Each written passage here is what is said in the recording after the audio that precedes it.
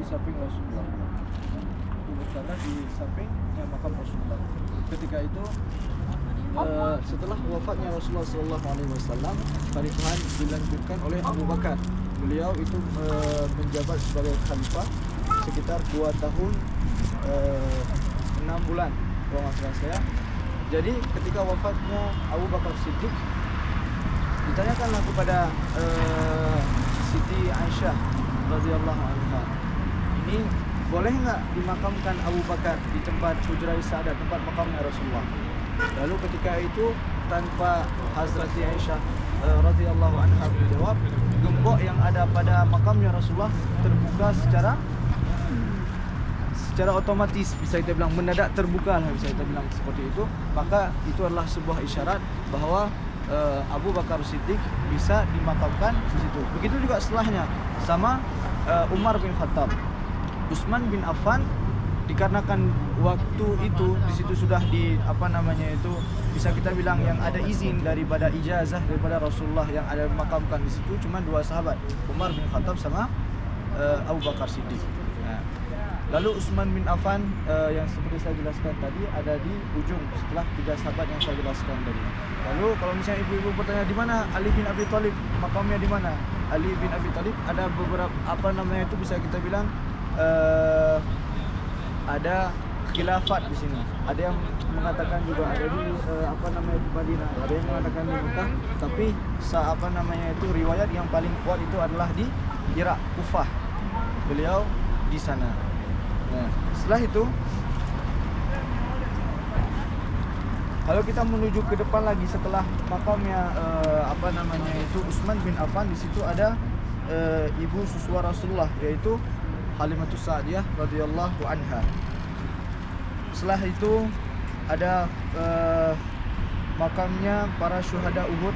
Jadi yang meninggal kemarin, yang wafat ketika perang Uhud, ada yang dimakamkan di Jannatul Baqi, ada juga yang di dekat Gunung Uhud tersebut. Jadi di situ juga ada, di sini sebagiannya juga ada, tapi sebagian besarnya ada di sana.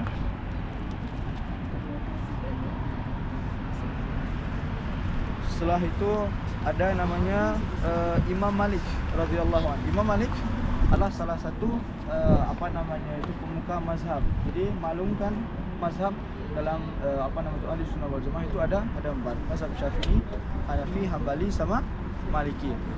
Jadi Imam Maliki kalau misalnya kita bahas sebuah hukum yang ada yang masyhur di sini, dan ada itu masalah yang dijelaskan tentang masalah takbir. Kan ada itu yang di Indonesia ketika takbir dia itu nggak angkat Allahu Akbar. Ya, mereka itu yang mazhab Maliki tanpa mengangkat tangan langsung udah seperti kita buat ini. Nah, kalau misalnya mazhab Syafi'i itu dia di atas pusat ke atas, kalau misalnya Hanafi di bawah, kalau orang Maliki seperti ini.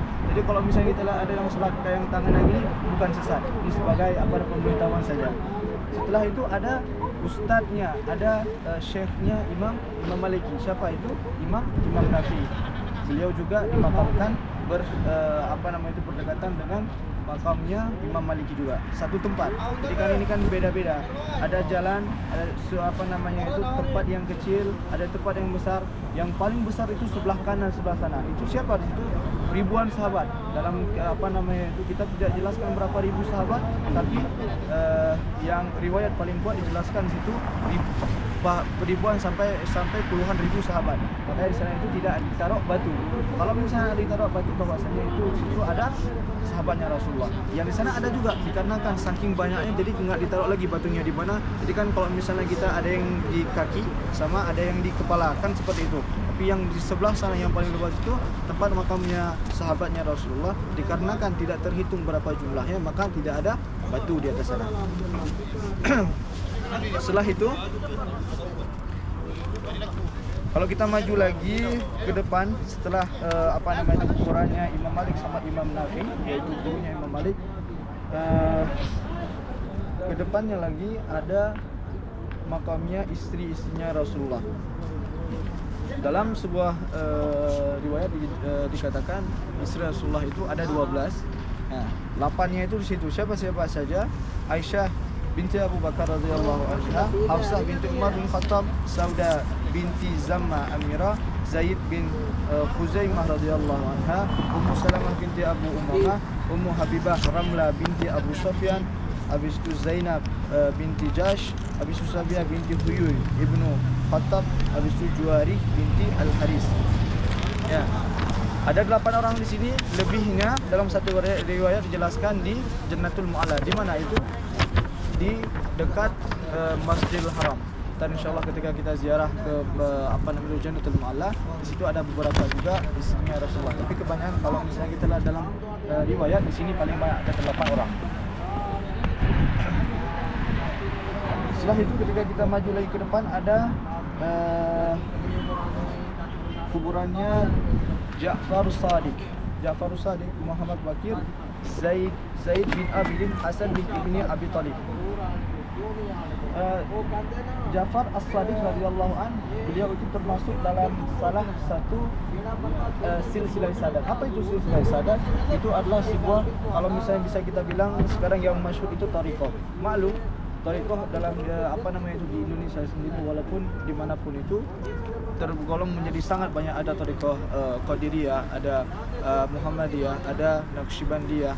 Tapi yang saya mau jelaskan ini, beliau adalah salah satu thariqah yang mana thariqah tersebut diawali oleh Rasulullah sallallahu alaihi wasallam. Dalam silsilah tersebut, silsilah sadat namanya, ada 33 orang syekh yang diawali oleh yang pertama Abu Bakar Siddiq, yang kedua ada Salman Al-Farisi, yang ketiga ini Ja'far bin Shadiq. Nah, makam beliau di sini. Setelah beliau itu sampai ke 33, yang ke-33 yang makamnya itu di mana? Di Turki, yang bernama Syekh Sulaiman Hilmi Turahan Haznadari. Jadi kalau misalnya kita lihat silsilah daripada ini pada thariqat Naqsyabandiyah, Ja'far Shadiq radhiyallahu anhu adalah salah satu daripada thariqah tersebut. Tapi bukan berarti di sini itu udah berhenti, tidak. Ada yang sampai 23 Imam Rabbani Mujaddid Al-Fisani Ahmad Faruqi Sakhandi biiznillah, yang beliau itu dimakamkan di India. Setelah itu mungkin ada perbedaan syekh-syekhnya itu ada, itu bisa jadi. Banyak itu di Indonesia juga ada, bukan berarti itu salah. Semua betul, cuman jalannya aja yang berbeda. Contoh misalnya kita mau pergi ke Madinah kan itu ada yang mungkin naik pesawat, ada yang mungkin naik kereta api, tujuannya sama, mungkin jalannya yang beda. Enggak ada yang nanti ini sesat, itu ini tidak. Semua itu ada memiliki jalannya tersendiri. Setelah itu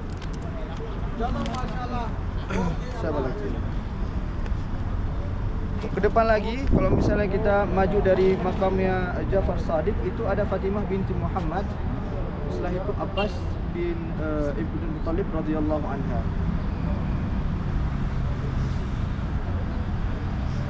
Lalu langsung ke depannya lagi ada Abu Sufyan Ibnu Al-Haris, Aqil Ibnu Abu Talib. Maju ke depannya lagi, sebelah pintu yang kita mau masuk tadi, itu ada bibinya Rasulullah, Atikah radhiyallahu anha. Habis itu ada Safiyah, ada Ummu Banu. Yang terakhir ini ketika kita masuk lewat pintu Jannatul Baqi, yang bagi laki-laki, pertama masuk langsung ada di situ makamnya putri Rasulullah, Zainab radhiyallahu anha, Ruqayyah radhiyallahu anha, Ummu Kulthum radhiyallahu anha. Jadi di Jannatul Baqi Rasulullah sallallahu alaihi wasallam pernah bersabda pada hadisnya, bukan di Jannatul Baqi, melainkan barang siapa yang wafat di Madinatul Munawwarah. Dalam satu riwayat ini dikatakan oleh Madinah ini adalah rumahku kata Rasulullah, maka syafaatku bagi dia itu di hari akhirat wajib. Syafaatku bagi dia itu wajib. Jadi yang di sini itu kan ada yang berdoa banyak. Kalau misalnya yang ibu tanya kenapa kita di depan makam Rasulullah itu kita kasih salami di luar pagar, kenapa nggak di dalamnya langsung? Kenapa nggak di Raudhah Jannahnya langsung? Kenapa nggak di samping-samping itu kan? Karena ada yang berpikiran bahwa orang-orang Arab bilang itu haram. Apa yang dimaksud daripada mereka? Mereka menganggap bahwa kita itu berdoa kepada Rasulullah, kepada sahabat-sahabat Rasulullah. Padahal bukan seperti itu sebenarnya. Saya nggak bilang mereka salah, tapi yang menurut saya tahu, yang kita lihat dalam kitab yang diriwayat yang jelaskan dari tafsir itu, kita itu kenapa kita berdoa di depan makam Rasulullah, kenapa kita itu berdoa di Jannatul Baqi, kenapa kita berdoa di tempat-tempat ulama atau Syekhul Kabir. Kita itu hanya mau mau menjadikan mereka itu wasilah kepada kita. Wasilah bagaimana? Ya, kita seorang hamba apa yang penuh dosa, yang banyak kelalaian kita di dunia, apalagi kita sekarang hidup di akhir zaman. Mereka itu adalah ulama-ulama besar. Jadi mungkin dengan kita wasilahkan kepada mereka, contoh saya seperti ini, kita bilang, ya Allah yang Tuhan yang Maha Pengasih lagi Maha Penyayang, apa namanya itu, hapuskanlah dosaku ini dari awal hidup sampai akhir hayatku, dan semoga ketika di akhir hayatku apa namanya itu meninggal dalam keadaan husnul khatimah misalnya, dengan wasilahnya, misalnya saya bilang dengan wasilahnya sahabat-sahabat Rasulullah yang ada di Jannatul Baqi, dengan wasilahnya apa namanya itu bisa kita bilang Utsman bin Affan, atau dengan tempat yang mulia ini, tempat makam Rasulullah SAW. Ya Allah, kabulkanlah doaku ini. Ya, kalau misalnya dalilnya ada nggak? Ada. Apa? Wabtagu ilaihil wasilah. Makanya kalau misalnya ada yang bilang haram, kok mungkin menurut orang ini beda riwayat, beda penjelasannya. Jadi kalau misalnya apa namanya itu ada yang bilang haram-haram itu, ya udah kita pindah aja, kita pindah tempat lain, kita berdoa tempat lain.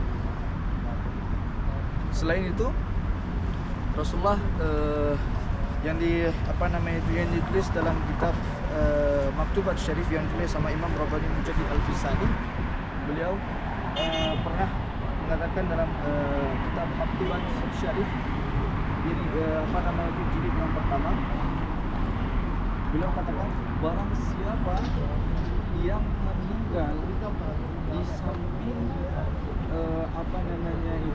salah satu silsilah sadat yang saya jelaskan tadi, ada 33 orang yang diawali sama Abu Bakar Siddiq, yang diakhiri oleh Syekh Sulaiman bin Al-Ghazali, yang di dalamnya juga ada Ja'far Shadiq yang saya jelaskan tadi, 500 km di samping tersebut, maka syafaat ulama-ulama tersebut, syekh-syekh tersebut pada orang tersebut, pada orang yang meninggal tersebut, maka wajib di akhirat.